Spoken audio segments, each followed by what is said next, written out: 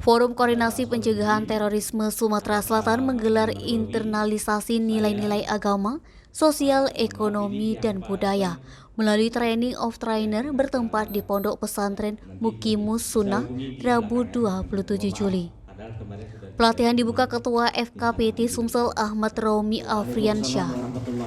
Ahmad Romi Afriansyah mengatakan training of trainer diikuti 120 guru yang berasal dari PAUD hingga SMA di Kabupaten Kota Provinsi Sumsel.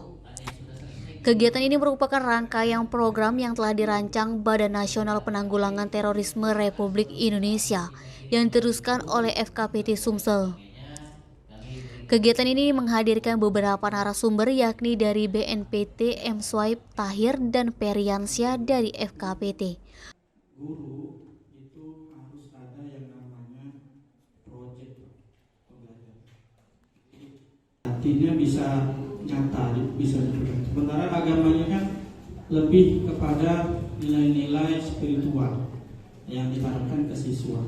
Makanya kami itu susah atau kesusahan dalam Nama Sumeko TV melaporkan untuk pembelajaran pendidikan agama Islam.